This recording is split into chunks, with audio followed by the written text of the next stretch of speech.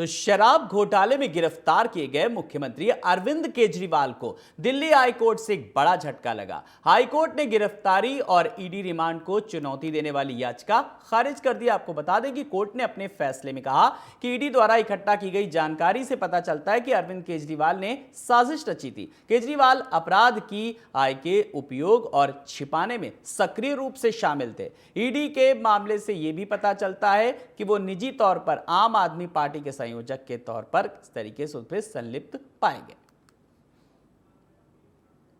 तो केजरीवाल को दिल्ली हाईकोर्ट से फिलहाल किस तरीके से जब राहत की एक उम्मीद थी, लेकिन फिलहाल राहत अरविंद केजरीवाल को नहीं मिली। तिहाड़ जेल में ही बंद रहेंगे अरविंद केजरीवाल।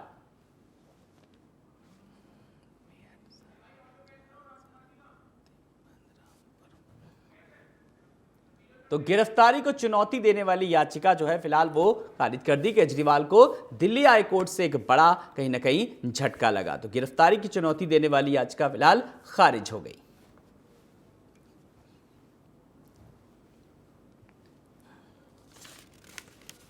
तो लगातार जिस तरीके से अरविंद केजरीवाल को लेकर के बात करें तो तिहाड़ जेल में ही फिलहाल अभी रहेंगे और सुबह से पूरे देश की नजरें इस बड़ी खबर पर थी कि अरविंद केजरीवाल को क्या राहत मिलेगी। लेकिन फिलहाल इसी बीच कोर्ट ने टिप्पणी की और तिहाड़ जेल में ही फिलहाल बंद रहेंगे अरविंद केजरीवाल। और ईडी के पास जिस तरीके से सबूत हैं, चाहे वो गोवा चुनाव को लेकर के बात करें या फिर इलेक्ट्रॉनिक एविडेंस को लेकर के, ईडी ने साफ तौर पर कहा कि उनके पास ऐसे सबूत हैं। तो लगातार सम्मन पे सम्मन जारी होने के बाद भी अरविंद केजरीवाल जिस तरीके से सामने पेश नहीं हुए, उसके बाद फिर अरविंद केजरीवाल की गिरफ्तारी हुई और इस बीच अरविंद केजरीवाल ने संदेश भी दिया।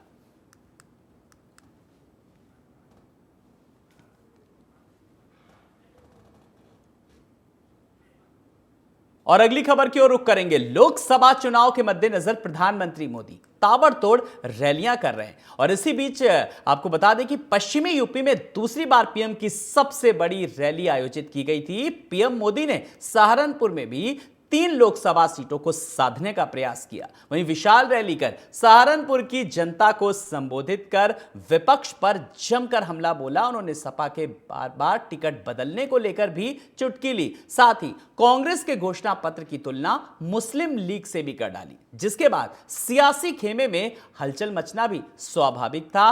वहीं पीएम मोदी ने अपने 37 मिनट के भाषण में मोदी की गारंटी की बात की और पीएम मोदी ने कहा 10 वर्ष पूर्व चुनावी सभा के लिए यहां मैं आया था और उस समय देश घोर निराशा से गुजर रहा था। उस समय गारंटी दी थी, देश झुकने नहीं दूंगा, हर परिस्थिति को बदलने का संकल्प लिया था, आस्था को विश्वास में बदलने का भरोसा था।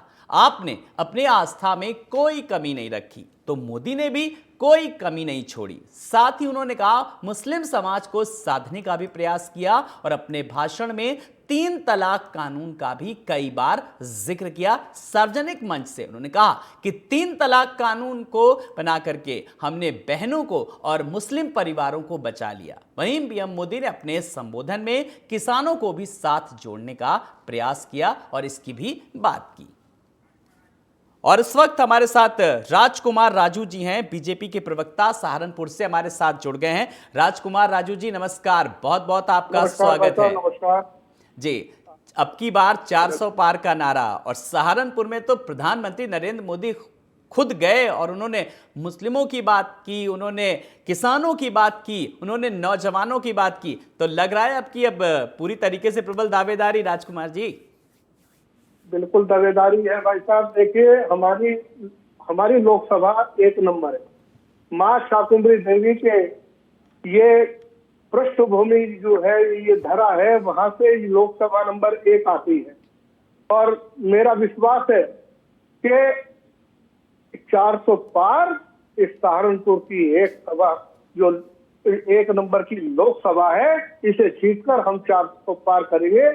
और इतना कहूंगा मैं कि मोदी शिवाजी हो गए तानाजी अमित शाह, पूरे देश में हो रही दोनों की वाह-वाह, दोनों की वाह-वाह। CAA हो गया जारी, अब चाहे शाहीन बाग में जितनी बिठा लो नारी, जितनी बिठा लो नारी, अब कोई न चलेगा बार, अब तो होंगे मोदी जी के पूरे 400 पार। जी, अच्छा राजकुमार जी एक बात बताइए, जो लगातार काम किया है ये काम बोल रहा है, आत्मविश्वास है, या विपक्ष थोड़ा हल्का पड़ रहा है? क्योंकि लगातार जो विपक्ष प्रत्याशी बदल रहा है उसको लेकर के नरेंद्र मोदी ने खुद भी चुटकी ली, तो किस दम पर जनता के बीच जा रहे हैं? जी भाई साहब, आपने अपनी बात में ही आंसर भी दे दिया। विपक्ष परेशान है, कोई नीति नहीं है, कार्यक्रम नहीं है, कैंडिडेट नहीं है, ढूंढने से कैंडिडेट नहीं मिल रहे हैं, बार बार बदल रहे हैं।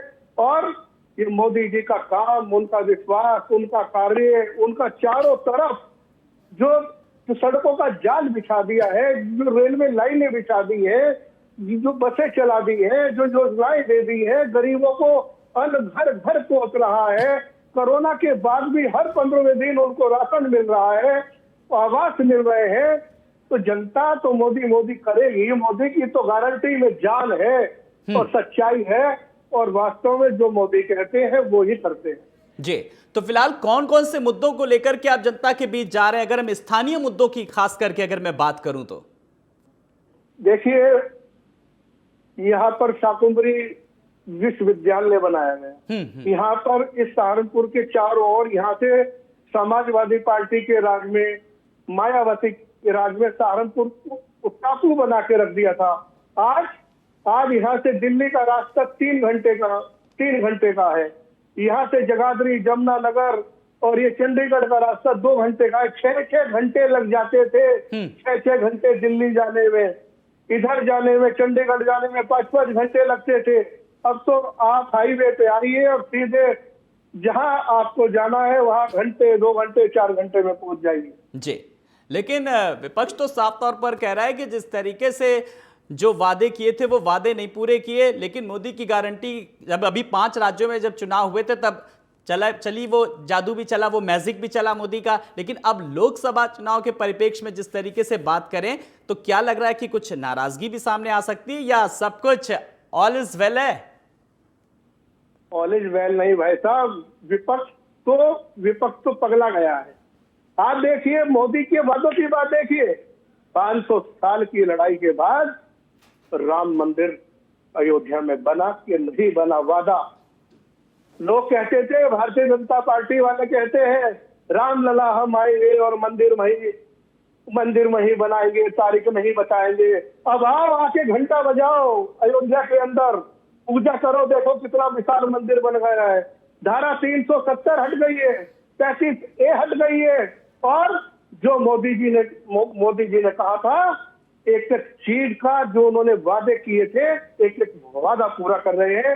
बताइए आप कि विकास हुआ कि नहीं हुआ? हमारी बेटियां जो रात की बात को छोड़ो, दिन में भी एक्टिवा पे, स्कूटर पे अकेली नहीं जा सकती थी।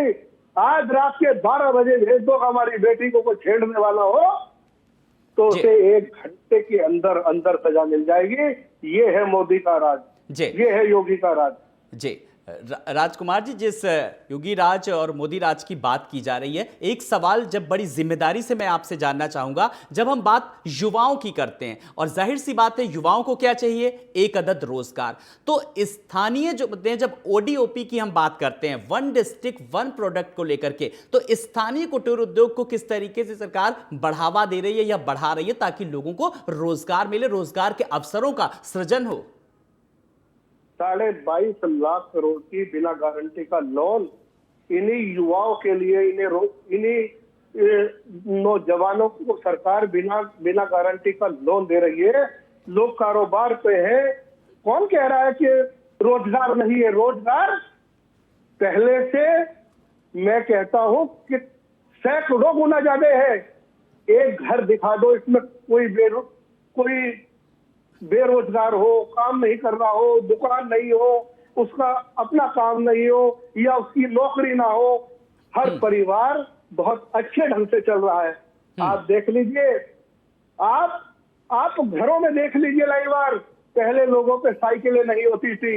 इनके राज में अगर स्कूटर भी होते थे तो टूटे फूटे वही पुराने मॉडल के होते थे। आज एक्टिवाओं में और नई बाइकों पे, नई विदेशी बाइकों पे, स्वदेशी बाइकों पे बच्चे घूम रहे हैं, ट्यूशन जा रहे हैं, यूनिवर्सिटी जा रहे हैं, कॉलेज जा रहे हैं। तो क्या ये विकसित भारत नहीं है? ये लंबी लंबी अंटिकलाए ये बिल्डिंगें बन रही हैं चारों तरफ, ये विकसित भारत नहीं है क्या? हर मोदी जी का जो एक नारा है, हर जिले में, हर मंडल में तो एक विश्वविद्यालय मिलेगा, क्या विश्वविद्यालय नहीं बन रहे हैं? चारों तरफ बन रहे हैं। क्या मेडिकल कॉलेज नहीं बन रहे हैं? चारों तरफ बन रहे हैं। इतना विकास, जितना विकास कांग्रेस ने 70 साल में किया, ये मोदी जी ने 10 साल में दिखा जी चलिए, एक 30 सेकंड में मैं चाहूंगा, आप एक प्रवक्ता हैं, एक जिम्मेदार प्रवक्ता हैं, पार्टी की तरफ से अपनी बेबाकी से अपनी बात रखते हैं, क्या कुछ संदेशा है जब लोग वोटिंग के लिए जाएं उस दिन के लिए, जल्दी से? मेरा संदेशा है कि बूचा के हर मोहल्ले से, गली से हर व्यक्ति को वोट डालना है। अब वोट अपने घर से जाना है, और चुनाव आयोग ने भी 85 साल के व्यक्ति को आजादी दी है, वे अपने घर से भी मतदान कर सकता है। कोई व्यक्ति ऐसा ना रहे कि वोट ना दे। ये लोकतंत्र का त्योहार है, इससे हमारी भारत की, हमारी तकदीर का, हमारे बच्चों का, हमारे युवाओं का भाग्य तय होता है। वोट सबको देना चाहिए, और वोट उसे दे जो राष्ट्र बना रहा हो। राष्ट्र कोई बना रहा है तो भारतीय जनता पार्टी बना रही है, नरेंद्र मोदी बना रहे हैं। चलिए, बहुत बहुत शुक्रिया टीवी 27 न्यूज से बात करने के लिए राजकुमार राजू जी। तो राजकुमार राजू जी बीजेपी के प्रवक्ता हमारे साथ जुड़े थे, जो कि बताया कि उनकी सरकार की क्या कुछ नीतियां हैं, क्या कुछ योजनाएं हैं, और किन किन मुद्दों को लेकर के वो जनता के बीच जा रहे हैं। खबरें अभी और भी हैं, आगे की खबरें इस ब्रेक के बाद।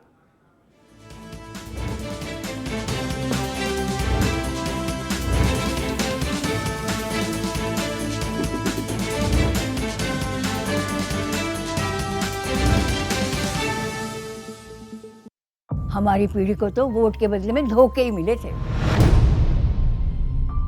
और हमारी पीढ़ी को बस गरीबी हटाओ के नारे। पानी ढोती थी, इज्जत दांव पर लगाकर अंधेरे में शौच को जाती थी, धुएं में आंखें जलाती थी, और फिर हमें मिले मोदी जी कामदार। हमारा दर्द महसूस किया है मोदी जी ने, तभी तो झट से भेज दिए बिजली, पानी, गैस, शौचालय। अब घर में बीमारियां कम हो गई है ना अम्मा? हाँ। दवा का खर्चा घटा है और ढेर सारा समय बचा है। हमारे जैसे करोड़ों निकले हैं गरीबी से बाहर। पर मम्मी, भाभी, मोदी जी कहते हैं कि ये तो बस ट्रेलर है, आगे पूरे भारत से गरीबी हटाने की गारंटी है मोदी जी की। और मोदी को जिताना हमारी गारंटी है। कमल का बटन दबाएं, भाजपा को जिताएं।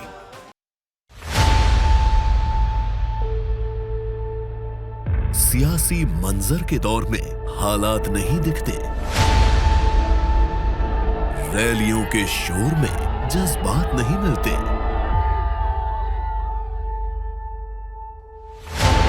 जबकि कौन जाएगा संसद में, ये तय करता है वोटर। बोल वोटर बोल, नितिशा बंसल के साथ सोमवार से शुक्रवार शाम 5 बजे सिर्फ टीवी 27 न्यूज पर।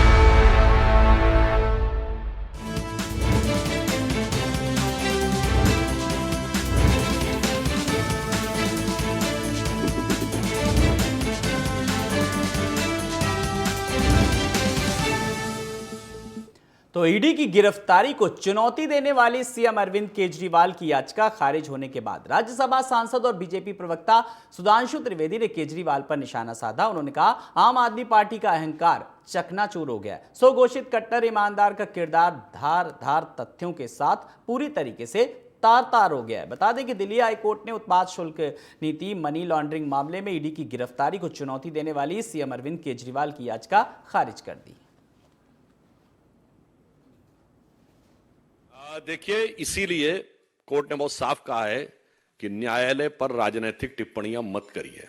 और आपने सहमत की बात कही, इतनी बड़ी लानत मिलने के बाद आपको लगता है कि सहमत होने की जहमत वो उठा सकते थे? तो जो कुछ हो रहा है ये इनएविटेबल था, ये अवश्यंभावी था। परंतु आज मैं कहता हूं, अगर वही कोर्ट संजय सिंह को बेल देता है तो लोकतंत्र की विजय है, और वही कोर्ट केजरीवाल जी को दोषी मानता है तो लोकतंत्र समाप्त है। वही कोर्ट यदि इलेक्टोरल बॉन्ड पे वो निर्णय देता जो उनके अनुकूल लगता है तो लोकतंत्र की विजय। एमपी में बालाघाट में एक जनसभा को संबोधित करते बयान सामने आया। इतनी बड़ी तादाद में माताओं बहनों का प्यार साफ तौर पर दिख रहा है कि 4 जून को मध्य प्रदेश में क्या परिणाम आने वाले हैं। विधानसभा चुनाव में अपने कांग्रेस को पूरी तरीके से साफ कर दिया। अब लोकसभा चुनाव में कांग्रेस के लोग भाजपा से नहीं एक दूसरे से लड़ रहे हैं। वहीं उन्होंने कहा कांग्रेस सरकार अपनी शिकायतें लेकर दूसरे देशों के पास जाती रहती थी, लेकिन अब वक्त बदल चुका है। दुनिया के बड़े बड़े देश देखकर हर हिंदुस्तानी का हौसला बुलंद हो जाता है। तो है वाह वाह, बहुत बढ़िया पटाखे फूट रहे हैं, लेकिन उसका लक्ष्य तो उस रॉकेट को ऊपर ले जाना होता है। वैसे ही मोदी ने अब तक जो काम किया है ना, वो तो फुलझड़ी है, फुलझड़ी।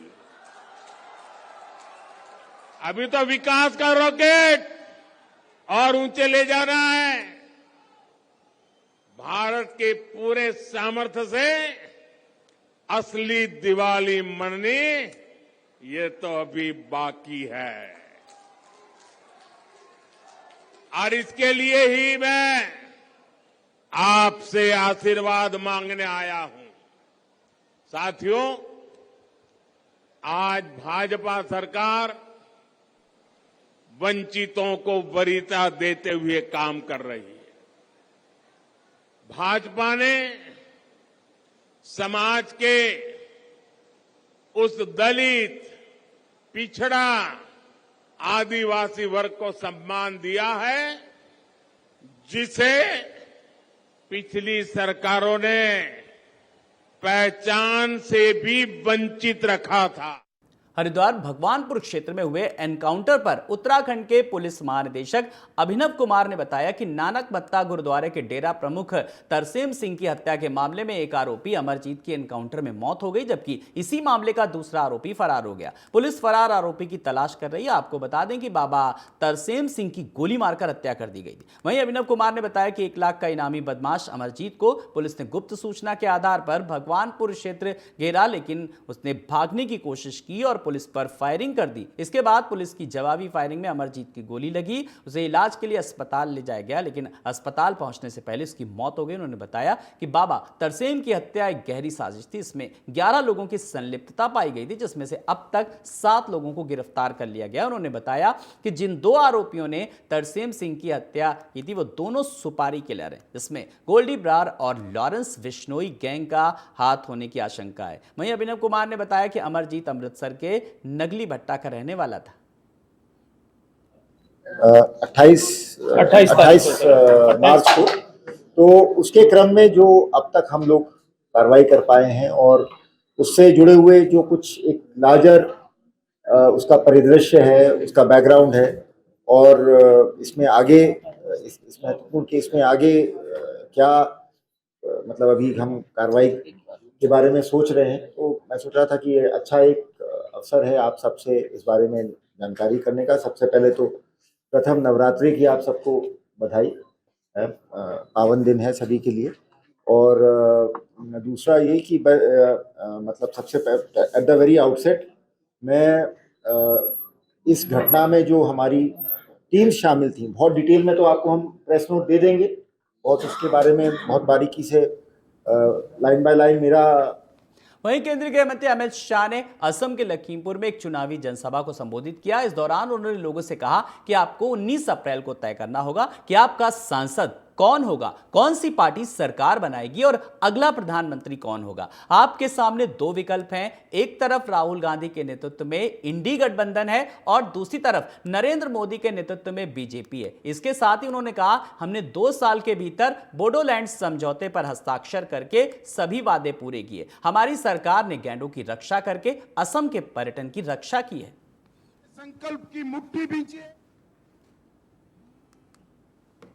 माता की। अरे भाई, क्या हो गया लखीमपुर वालों की आवाज को? मोदी जी को तीसरी बार प्रधानमंत्री बनाना है या नहीं बनाना है? 5 लाख से ज्यादा वोट से कमल खिलाना है या नहीं खिलाना है? फिर एक बार मोदी सरकार बनानी है या नहीं बनानी है? तो मेरे साथ दोनों हाथ उठाइए विजय के संकल्प की मुट्ठी भींचिए और प्रचंड आवाज से बोलिए, भारत माता की, भारत माता की। आज के कार्यक्रम में मंच पर उपस्थित जिन्होंने आसाम को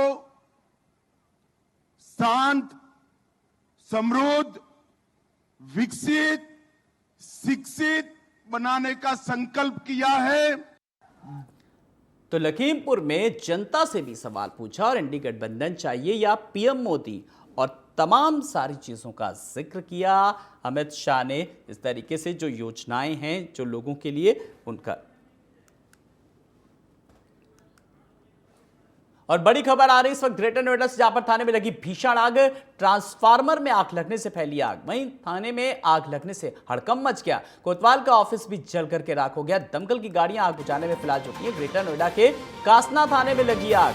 तो बड़ी खबर ग्रेटर नोएडा से जुड़ी हुई, जहां पर कासना थाने में लगी आग। कासना कोतवाली के सामने ट्रांसफार्मर में आग लगने से कई वाहन जल गए। आग की घटना से इलाके में हड़कंप मच गया। सूचना पर दमकल की 2 गाड़ियां मौके पर पहुंची और आग बुझाने में जुटी गई। वहीं बताया जा रहा है कि आग में आधा दर्जन बाइक जल करके राख हो गई।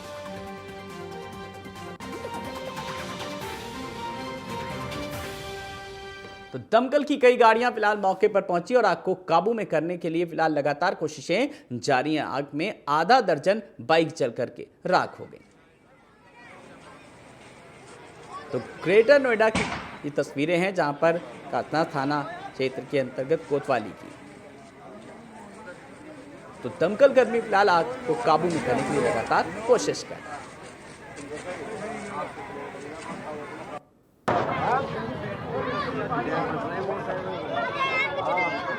तो एक्सक्लूसिव तस्वीरें हैं, जहां पर आग की चपेट में आए कई वाहन जल करके खाक हो गए। उस वक्त की तस्वीरें, हालांकि कड़ी मशक्कत करनी पड़ रही है दमकल कर्मियों को भी, क्योंकि आग किस तरीके से अपना विकराल रूप धारण कर रही है। कोतवाली के सामने ट्रांसफार्मर लगी भीषण आग और आग को काबू में करने के लिए लगातार दमकल कर्मी कड़ी मशक्कत कर रहे हैं। एक्सक्लूसिव तस्वीरें अपने दर्शकों को लगातार दिखा रहे हैं। फिलहाल दमकल कर्मी वहां पर पहुंचे और राहत और बचाव कार्य भी लगातार जारी है। सुमन चौधरी हमारी संवाददाता हमारे साथ जुड़ गई हैं। सुमन, क्या आग पर पूरी तरीके से काबू पा लिया गया है? क्या अपडेट है?